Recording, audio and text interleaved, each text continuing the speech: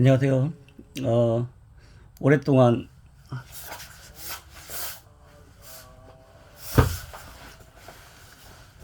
경험 요록에 대해서 좀 안 하고 있었습니다. 너무 게을렀고 죄송합니다. 어, 이것을 하는 이유는 제가 바른 진리를 알리기 위해서거든요. 그러니까 정도령님을 바로 알리기 위해서 이 격언 요록을 풀게 되는 겁니다. 격언 요록을 바로 알면 이 세상의 종교단체 중에 진정한 종교단체는 승리재단밖에 없다는 것을 저는 알리려고 하는 겁니다. 이 글은 제가 아는 다른 사람들이 이해하는 대로, 모르면 아니면 아닌 대로, 물론 부정하는 사람들이 많이 있겠죠. 그러나 제가 부정을 하든 안 하든 제가 해야 할 일은 해야 되니까 전혀 아니라고 느끼는 분은 걸르셔도 좋습니다.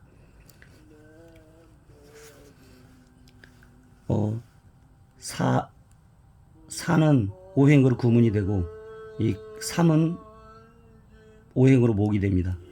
이 모구는 박태선 장로를 상징하고요. 그 다음에 금은은 조희성님을 상징합니다. 그리고 쌍공이 두 분이 이제 가까이 왔다. 1968년에 이르렀다. 1968년은 조희성님과 박태선 장로님이 역사하실 때지만, 조희성님이 거의 30일씩 금식 기도를 14번 하고 유리병 위에서 자갈 위에서 해서 완전히 거의 이긴 자가 거의 그때 당시에 이긴 자가 됐다고 봐도 됩니다. 1968년은 조희성님이 거의 이긴 자가 된 시기라고 봅니다. 고해 중생 다 오너라. 고통받는 중생들은 다 와서 봐라. 구원 방주가 높이 떴다. 풍랑파도 흉흉하나 산악파도 두려 마라. 물론 이 세상이 정말 다 죽음의 세상이니까 당연히 그 산만한 파도가 오겠죠. 신막별곤, 하나님께서 장막을 만들었는데 이 별천지를 만들었다는 거예요. 부천시 역곡에 만들었는데 해인조화 나타난다. 이 해인조화라는 것은 감로해인을 말하거든요. 달감자 이슬로자. 이 감로해인을 말하는데, 이 감로해인이 하나님의 형상이에요. 지금 유튜브에 보면 어떤 분이 체면을 아주 잘하시는 분이 있어요. 체면을 잘하시는데 그 수호천사의 모습이 어떻게 생겼냐 물어봤어요. 그랬더니 수호천사가 어떻게 생겼냐면 사람의 형상 같은데 어떻게 보면 이게 안개처럼 보이기도 하고, 어떨 때는 불같이 보이기도 하고, 어떨 때는 연기 기둥 같이 보이기도 하고, 그렇게 색깔이 수시로 변한대요. 그게 수호천사의 모습이래요. 인간을 지켜주는 수호천사, 하나님의 모습이라는 뜻이죠. 그러니까 이게 하나님의 형상인데 얼굴은 자세히 잘 안 보고 불같이 보이기도 하고, 이슬같이 보이기도 하고, 비같이 보이기도 하고, 이런 형상으로 나타난다고 하더라고요. 근데 어떻게 그게 조희성님이 사진을 찍었을 때 항상 그런 모습으로 나타나셨거든요. 조희성님의 형상 가운데 피처럼 나타나기도 하고, 요일서 2장에 보면 피와 불과 연기 기둥 같은 그런 형상으로 항상 역사를 하셨습니다. 승리재단의 역사는 이 이슬성신의 역사입니다. 항상 그런 형상으로 나타났어요.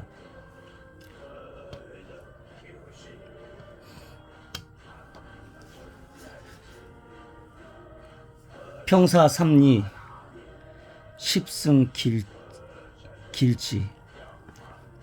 평사라는 것은 부평과 부천과 소사 이 세 마을을 말하는데, 이 삼리를 말하는데, 부평 부천 소사에 그 하나님이 승리한 길지가 거기에 있다는 뜻입니다.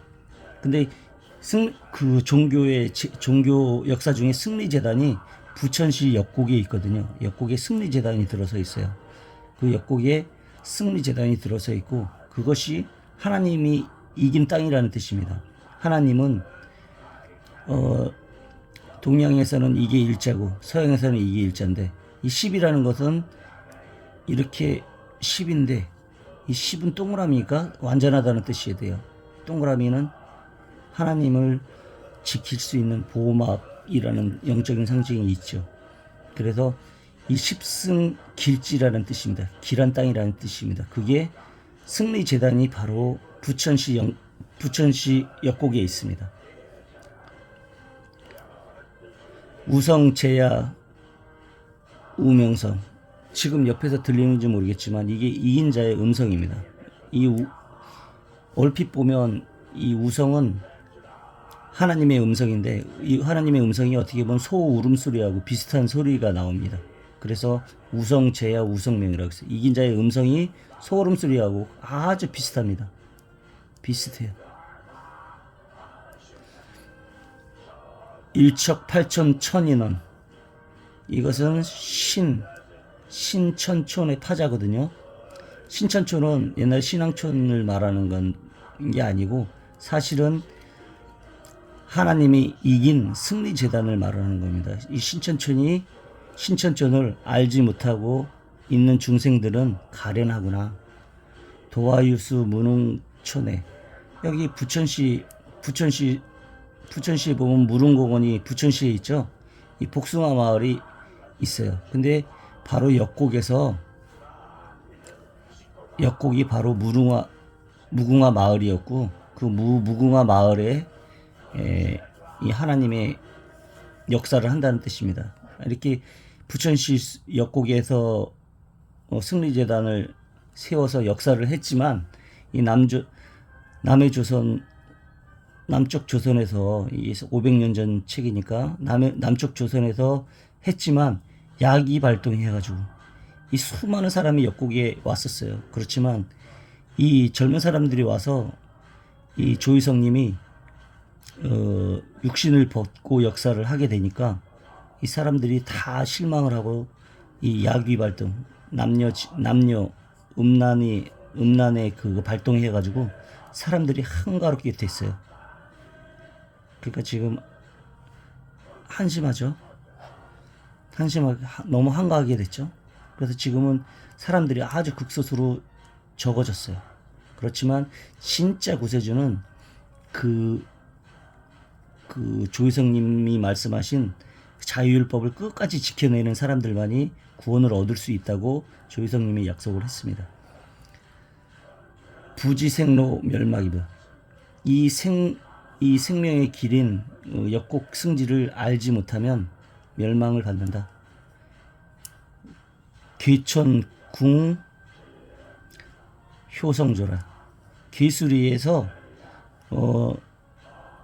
조희성님은 귀수리에서 귀수리의 밀실이 있거든요.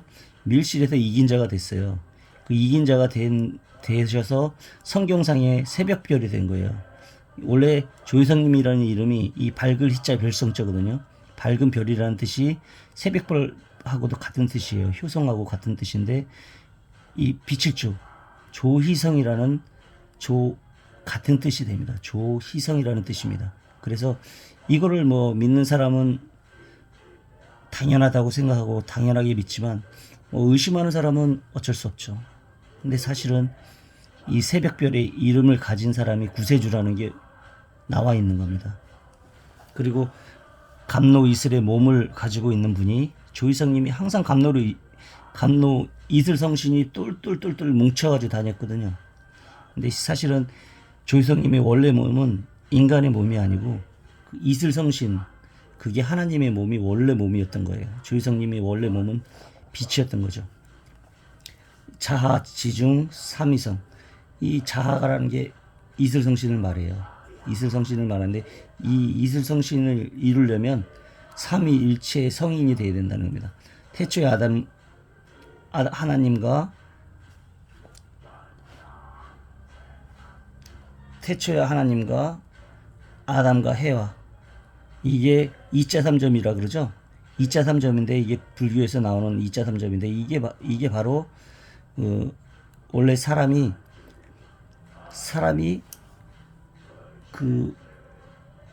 이 하나님이 만든 피조물이라고 말을 하고 있는데, 하나님께서는 뭐라고 말씀하셨냐면, 아담 하나님이, 해와 하나님은, 이 두 하나님이 마귀한테 사로잡혔기 때문에 지금 이렇게 분리가 된 겁니다. 이렇게 분리가 돼가지고 이 남자 여자의 상태로, 음양의 상태로 지금 마귀의 종이 상태로 된 건데, 이 남자 여자의 그거를 벗어버리면 이겨내면 그게 이긴 자인데, 이걸 이겨내면 삼위일체 하나님으로 화해서 사람이 누구든지 하나님이 될 수 있다 그랬습니다. 그래서 이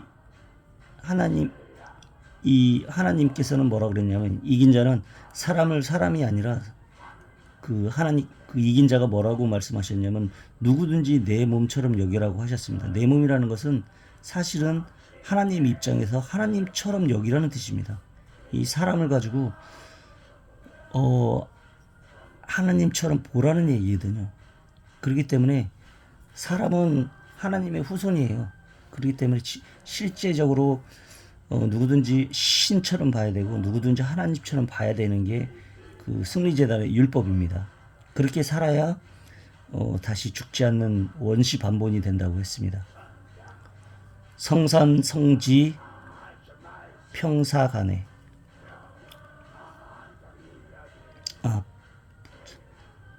평천간에, 이게 뭐냐면 부평서부터 부천이거든. 부천, 이게 이 부평서부터 부천에 그 사이에 있다. 지금 역곡도 부천에 있죠. 이렇게 얘기한 겁니다. 그게 지금 보면 거대한 분지예요. 부평서부터 부천까지 거대한 분지면서 이게 역곡까지 이렇게 쭉 이어진 겁니다. 감로여우 심화발, 감로 꽃이 마음속에, 이 마음속이 피려면 어떻게 해야 되냐, 누구든지 내 몸처럼 여겨야 그 꽃이 핀다는, 하나님의 꽃이 핀다는 겁니다. 하나님의 꽃이 피게 된다는 것, 이게 바로 영생을 이루는 과정입니다. 감로여우가 하나님의 감로를 받아서 마음속에 하나님의 마음을 품어서 영생을 이루라는 뜻입니다. 이것을 모르느니 말이 눈물을 흘리면서 알지 못하는 것을 통탄하겠죠. 울겠죠. 이걸 알지 못하는 걸 통탄합니다. 새도 구구 하면서 남지 북지 울겠죠. 소도 운다. 이걸 알지 못하니 우왕좌왕 운다. 우왕마왕 운다. 그럼 이걸 알지 못하니 참 한심하다 인생들아. 이 승리재단이 그 하나님의 신이 역사하는 곳인지 모르니 그냥 아직까지 욕만 하고 있으니 참 한심하다는 뜻입니다. 이것으로 마치겠습니다.